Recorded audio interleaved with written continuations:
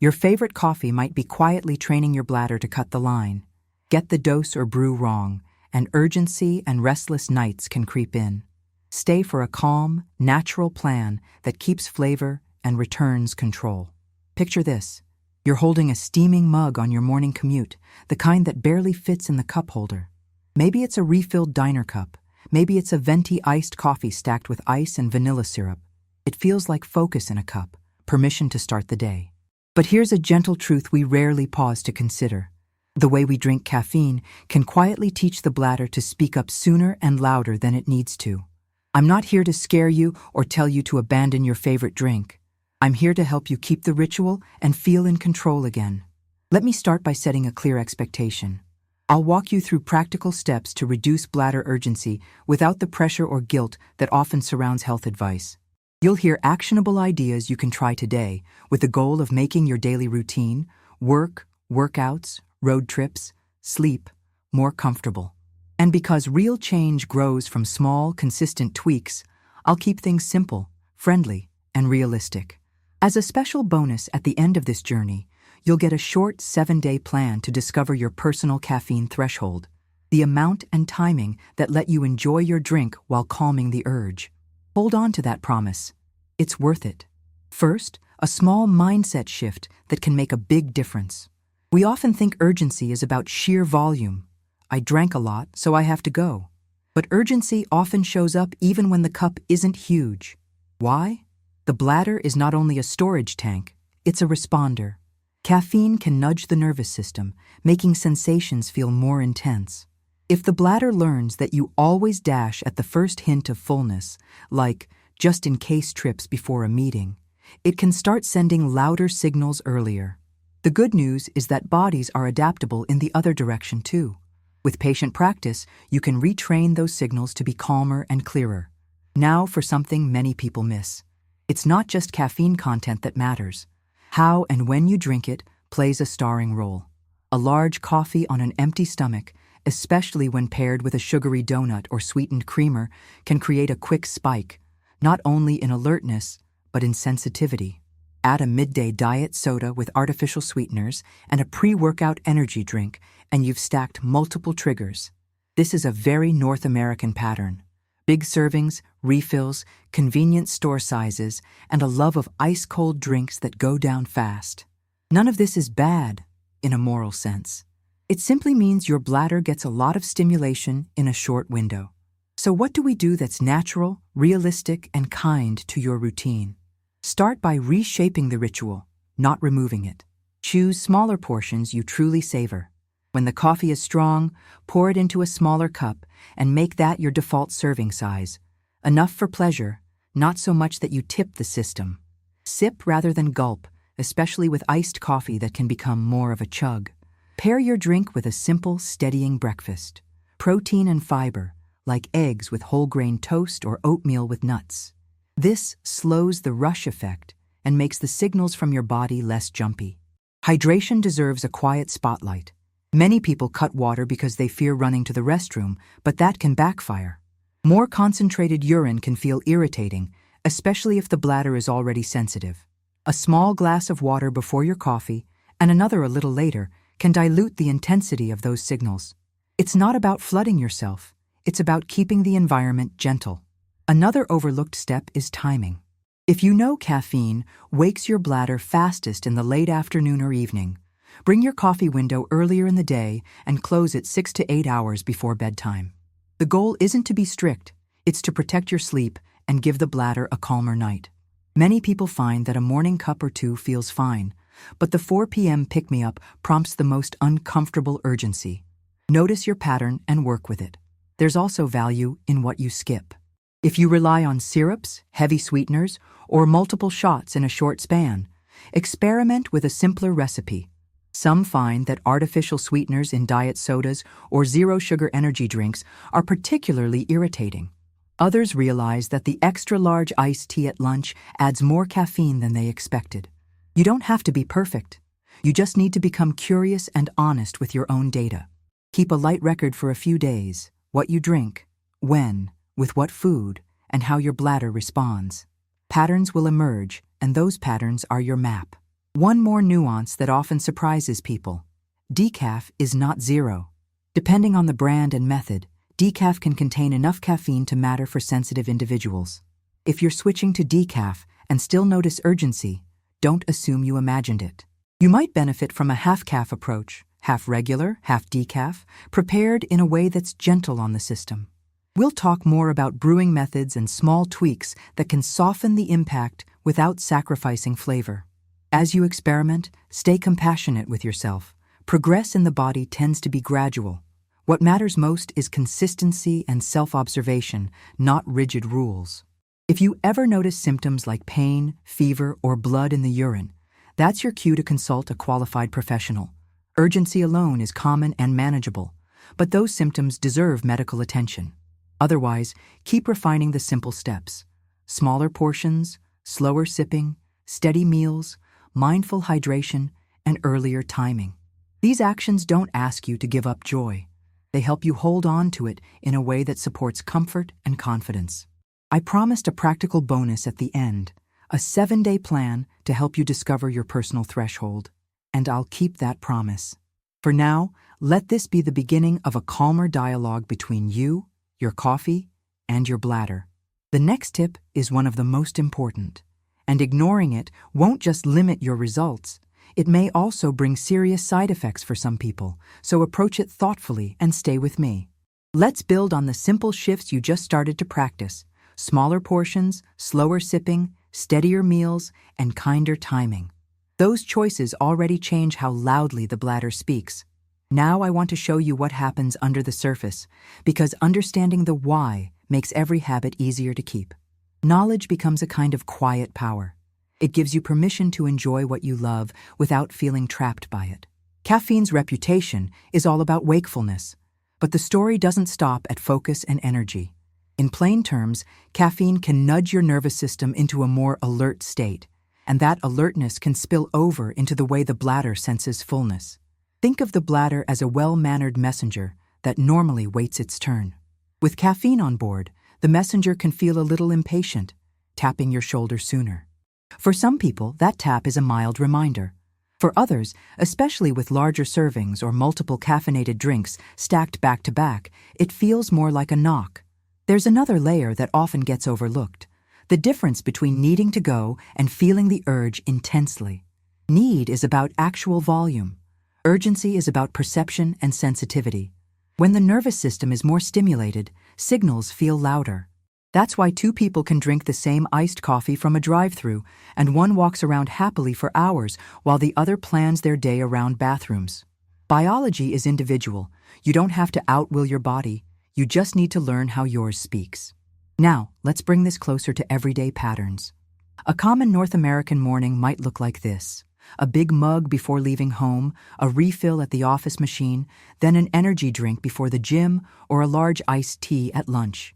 Add in a sweet pastry or a syrup-heavy latte, and you've created a carousel of inputs that heighten sensitivity.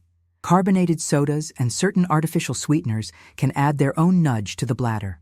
None of these items are villains. The issue is that when combined, especially in quick succession, they make your bladder's messenger tap your shoulder repeatedly. Here's a useful reframe.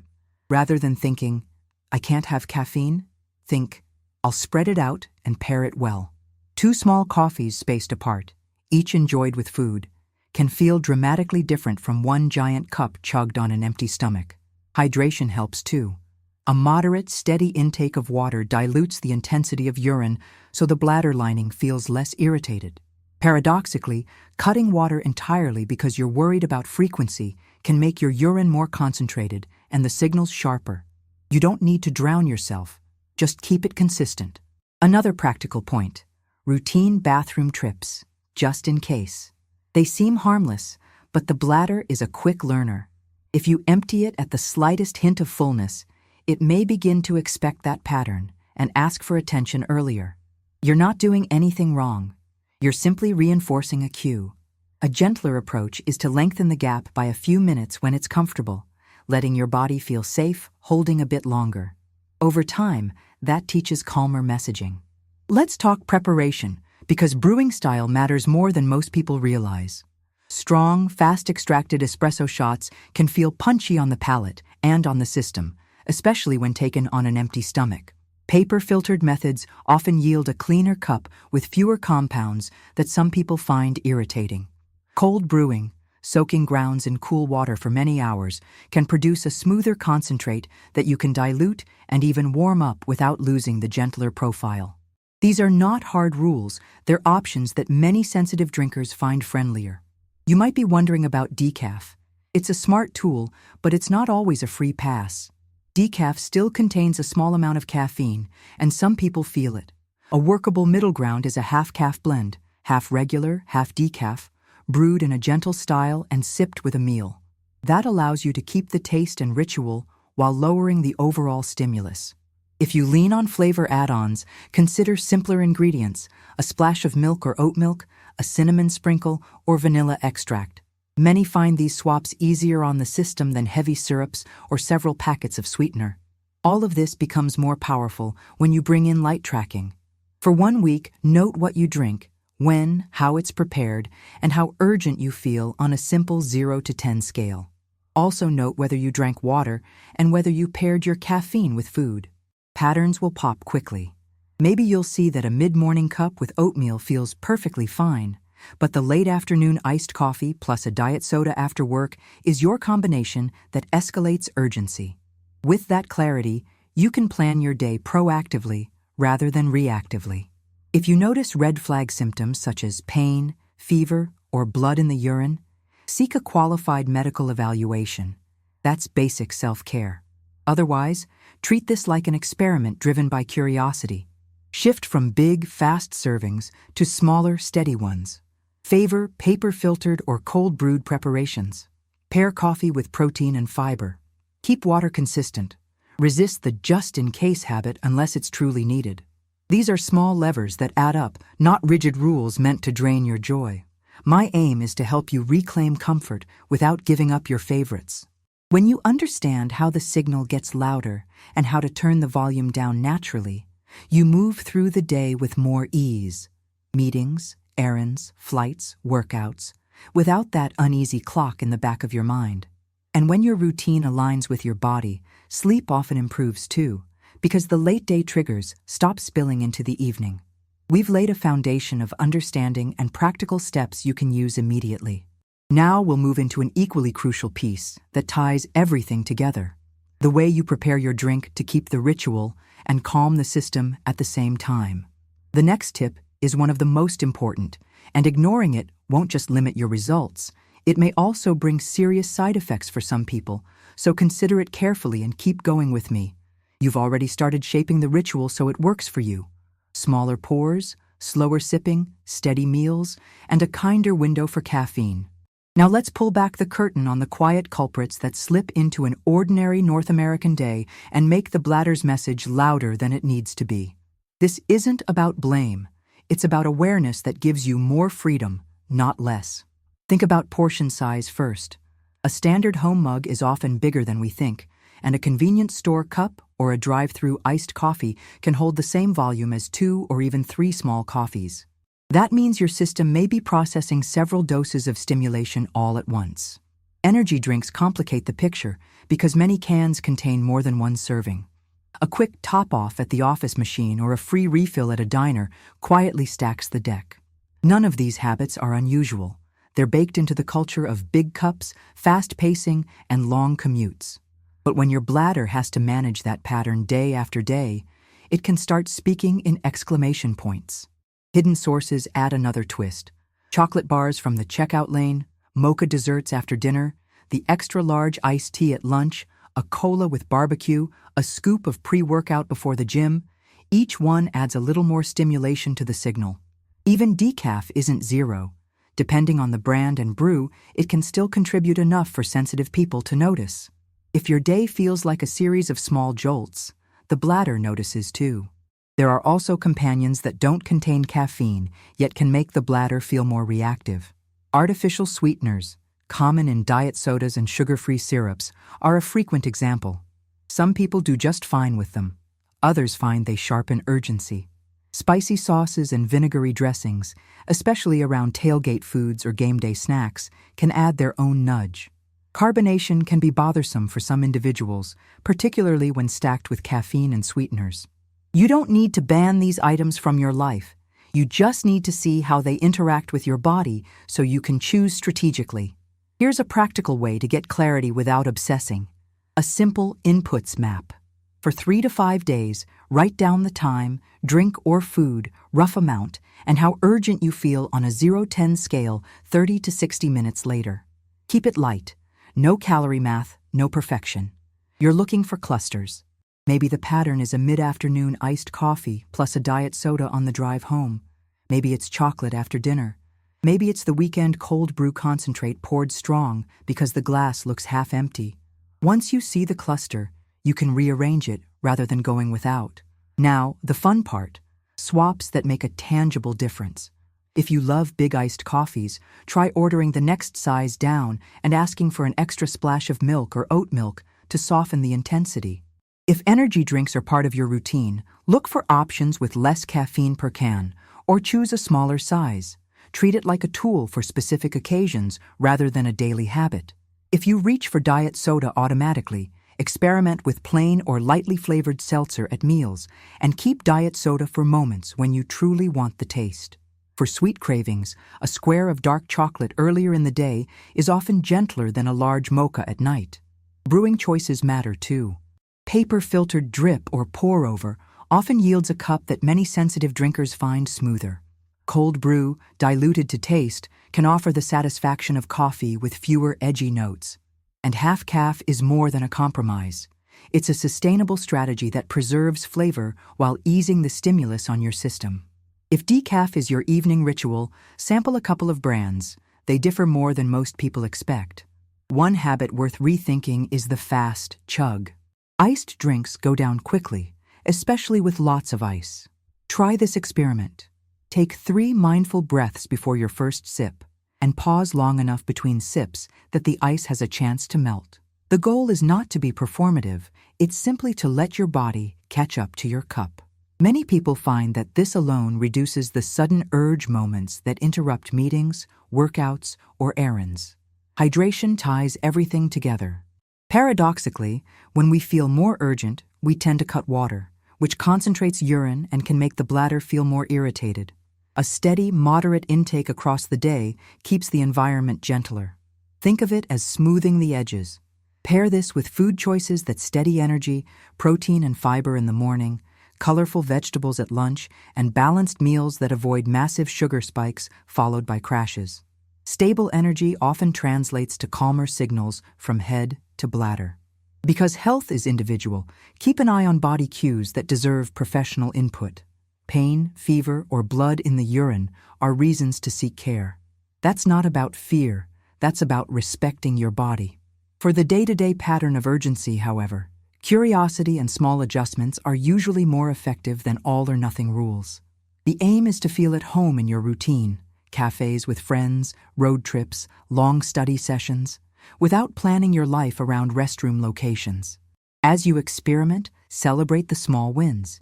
Maybe you notice you can enjoy a morning cup with breakfast and feel comfortable through your first set of meetings. Maybe you discover that a smaller size and a gentler brew keep your gym session focused.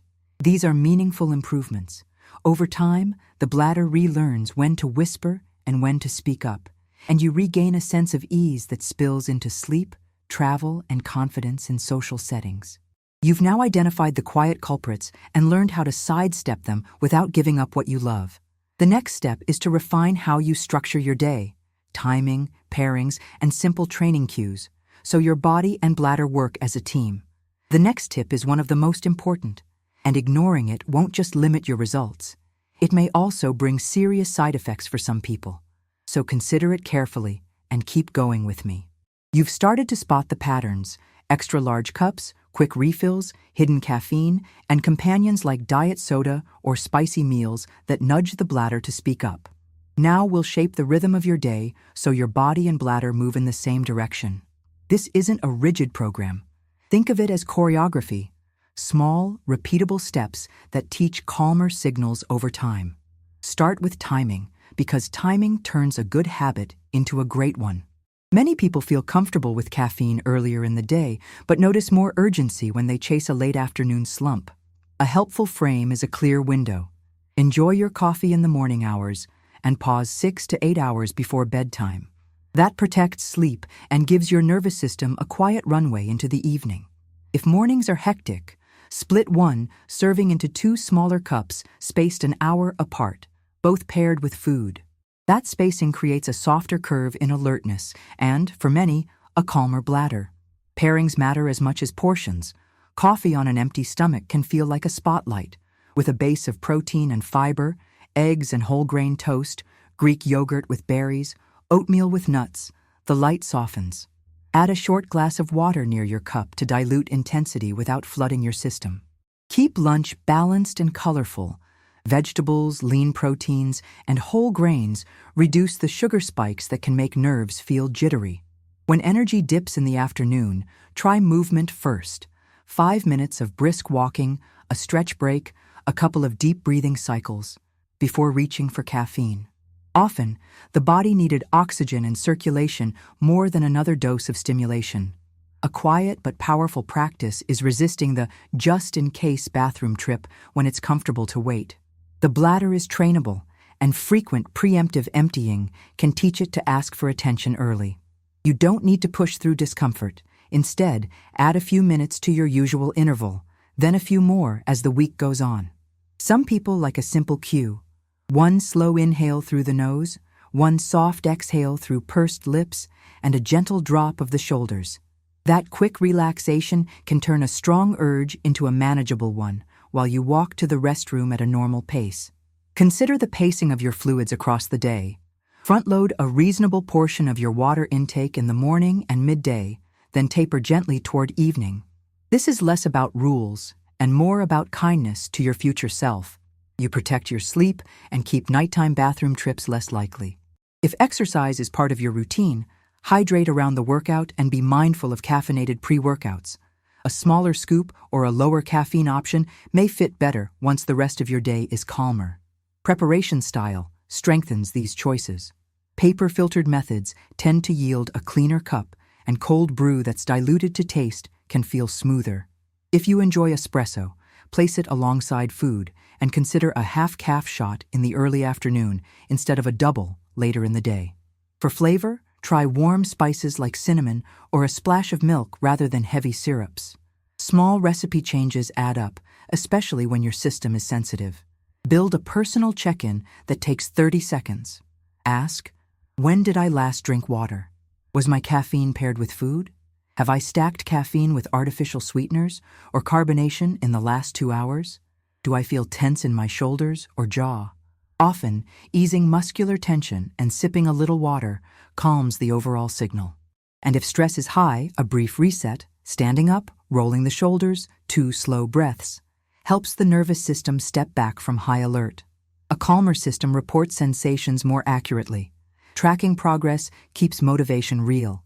Choose one metric you care about. Fewer urgent moments during meetings, better comfort on a commute, or more uninterrupted sleep. Note it once a day. Improvement might start as a single calmer afternoon, then become a pattern. When something goes off, holidays, travel, a big deadline, return to the basics without judgment. Smaller servings, earlier window, food pairings, and steady water. Stay attentive to red flag symptoms. Pain, fever, or blood in the urine are signs to seek qualified medical evaluation. That's part of responsible self-care. For everything else, think in terms of adjustments rather than absolutes. Your goal is to keep what you love while teaching your body a steadier rhythm, so daily life, work blocks, flights, weekend hikes, feels simpler to navigate. If you're supporting a family or team, make it social. Brew a pot that's gentler and share a smaller cup together. Replace the late-day office energy drink with a short stretch break. Keep flavored seltzer on hand as the default with lunch, saving sodas for when you truly want the taste. Swap dessert mochas for earlier day treats, and bring the focus back to flavor and connection instead of quantity. These refinements are simple, but they're not small. When your timing, pairings, and pacing work in your favor, the bladder stops shouting over your day. That's the quiet win that turns into better sleep, steadier energy, and more freedom to say yes to what you enjoy. The next tip is one of the most important, and ignoring it won't just limit your results. It may also bring serious side effects for some people, so consider it carefully and keep going with me. You've been reshaping the rhythm of your day. Earlier caffeine, smaller servings, food pairings, steady water, and less of the just-in-case rush. Now we'll turn those ideas into a toolkit you can carry anywhere. The office, a freeway commute, the gym, even a cross-country flight. The goal is simple and ambitious at the same time. Keep the ritual you enjoy while steadily lowering the volume on urgency. I start with 3 levers because they're easy to remember when life gets busy. Dose, density, and distribution. Dose is how much caffeine you take in at once. Density is how concentrated the drink is. Think strong cold brew concentrate versus a gentler pour-over. Distribution is how you spread caffeine across the hours you're awake. When urgency is a theme, the most forgiving pattern is a modest dose, a less dense brew, and smart distribution into earlier, well-fed windows. You can test this in a single morning. Split 1 cup into 2 small cups an hour apart. Pair both with food, oatmeal with nuts, eggs with whole grain toast, Greek yogurt with berries. Many people feel the difference within the first work block. There's a mindset shift that helps everything else fall into place. Treat caffeine like a tool you pilot, not a surge that pilots you. That means choosing the serving that matches the task. If you're settling into focused writing, a small, warm cup sipped slowly often outperforms a giant iced drink you finish in 5 minutes. If you're heading to a workout, ask what you actually need. A scoop of pre-workout every day, or a smaller option reserved for hard training sessions? Tools feel empowering when they're precise. Hidden layering deserves attention. In a typical North American routine, an early drip coffee can be followed by a cafe refill mid-morning, a large sweet tea at lunch, and a diet soda during a long drive. None of those choices are unusual. The surprise is how they stack. The fix is rarely quit everything. The fix is to name your keystone beverage, the one that brings you the most joy, and place it where your body handles it best. Then trim or swap around it.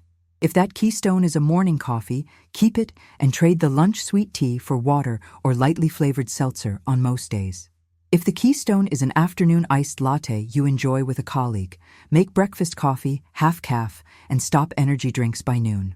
Your bladder will notice the shift even if the rest of your life stays familiar. Brewing style gives you leverage without loss of flavor. Paper-filtered drip or pour-over tends to produce a cleaner, smoother cup that many sensitive drinkers prefer. Cold brew can be a friend when you dilute it to taste and sip rather than gulp. If espresso is part of your ritual, bring it alongside food and consider a single shot instead of a double, or make that afternoon shot half-calf. Flavor add-ons can stay enjoyable while becoming gentler. A cinnamon sprinkle, a splash of milk or oat milk, or vanilla extract can replace heavy syrups for a lot of people. If you love sweetness, placing it earlier in the day and in a smaller volume is often kinder to your system than a large, late dessert-style drink. Hydration sounds basic, and it is, basic like a foundation. When you keep water consistent, your urine is less concentrated and less likely to feel irritating. Think steady sips across the day rather than big, rare gulps. A small glass of water near your coffee makes a noticeable difference for many. On the flip side, cutting water because you're worried about frequency often backfires. Your bladder isn't just responding to volume, it's responding to the character of what it's holding. There's a behavioral piece that's quiet but powerful. Urge calming cues. When you feel the signal, pause for a gentle check-in. Relax your shoulders and jaw. Inhale slowly through your nose. Exhale softly through pursed lips. If you're seated, plant your feet and let your belly unclench. Walk to the restroom at a normal pace instead of sprinting. This tiny reset lowers nervous system arousal, and urgency tends to feel less sharp. Over time, that becomes a new habit loop. Sensation, calm, choice. Smart swaps keep enjoyment high and stimulus lower. If you like a big iced coffee, try a smaller size plus extra ice and milk. Savor the first third, then add a splash of water as the ice melts. If you rely on diet soda for taste, rotate it with plain seltzer and keep diet sodas for moments you truly want that flavor. If you love chocolate, savor a small piece earlier in the day rather than a heavy mocha at night. None of this is moral. There's no good or bad person here. It's simply a way to match what you love with how your body feels best. Travel and social life don't have to derail you. On a road trip, pack a small thermos of your preferred brew and a refillable water bottle so you're not at the mercy of gas station sizes. On flights, choose water with your coffee and stand to stretch when the aisle clears. At a barbecue or game, enjoy the ritual foods and drinks you look forward to and space out other stimulants. The bladder cares about the pattern more than any single item. Light tracking turns progress from a feeling into a story you can follow. For a week, jot down your key moments. When you felt comfortable through a meeting, when you made it home without an urgent stop, when you slept better because your last caffeinated drink was earlier and less dense. Celebrate those wins. They are the point. If a day goes sideways, deadlines, a long highway stint, a late match, return to basics the next day without judgment. Consistency outperforms perfection. There's also the respectful boundary. Pay attention to red flag symptoms. Pain, fever, or blood in the urine call for medical evaluation. That's not being dramatic. That's practical care for your body. For everyday urgency without those signs, these natural adjustments are usually enough to change the tone of your day. Here's the quietly dramatic moment many people discover. When you put dose, density, and distribution in your favor, the bladder stops hijacking your plans. Meetings feel manageable. Long errands feel normal. Evenings are calmer. And the ritual you enjoy, morning coffee with sunlight through the kitchen window, stays yours. We're about to knit everything together with the way you prepare the drink itself, so the flavor stays rich while the signal stays calm. The next tip is one of the most important, and ignoring it won't just limit your results. It may also bring serious side effects for some people, so consider it carefully and keep going with me. You've dialed in your timing, pairings, pacing, and urge-calming cues. Now I'll deliver what I promised from the start, a way to prepare your coffee so it respects your taste and your bladder at the same time. This is the part that often surprises people, because a small shift in brewing can change how your body experiences the same beans. I keep it simple with a memory word, calmo, not a slogan, just a practical guide you can return to on busy mornings. C stands for paper-filtered coffee. Drip or pour over through a clean paper filter produces a cup many sensitive drinkers describe as smoother. The paper holds back some compounds and fine particles, and the result often feels gentler. If you're used to metal filters or unfiltered styles, try a week with paper only and notice your own data. Keep everything else the same while you test. A stands for 100% Arabica and the option of half-calf. Choose beans labeled 100% Arabica and consider blending regular with decaf in a 1-to-1 ratio. Decaf isn't zero, but it meaningfully lowers the stimulus while preserving the ritual. If you buy decaf, look for a water-based process when possible and sample a couple of roasters. Taste and tolerance vary more than most of us expect. L stands for slow and cool extraction when you want an even calmer profile. Cold brewing, steeping coarsely ground beans in cool water, produces a low-acid concentrate that many people find easier to sip. 12 to 16 hours in the fridge is a good window. When it's ready, strain well, then dilute 1-to-1 with water or milk to taste. If you prefer a warm cup, gently heat your diluted cold brew on the stove or in the microwave. The profile remains more even for many. M stands for modest portion. Choose a small cup you enjoy holding, 150 to 200 milliliters as a default serving, and drink it slowly. This matters more than it sounds. A modest portion gives your body time to register the experience without getting swamped by intensity. If you want more, wait 20 minutes, check in with your body, and decide. That pause alone changes a lot of people's days. O stands for organized timing. Enjoy caffeine in the first half of your day and give yourself a clear runway into evening by pausing 6 to 8 hours before bedtime. Pair your cup with food, protein, and fiber so the experience lands softer. Keep water steady around your coffee, rather than skipping it out of fear. Put together, Calmo is a friendly ritual, not a rule book. A morning might look like this: a glass of water, breakfast with eggs and whole grain toast, a small paper-filtered half-calf pour-over sipped slowly, then a refill of plain water on your desk. If you want an iced option, mix a cold brew concentrate 1-to-1 with water and pour over ice, adding a splash of milk and a cinnamon sprinkle if that fits your taste. Save the espresso for a day when it feels special and place it near a meal. Because you asked for clear, actionable guidance, here's the 7-day bonus plan I promise to help you find your personal threshold safely and confidently. Day 1. Take a caffeine holiday if it's comfortable for you, focusing on hydration, steady meals, and noticing your baseline urgency.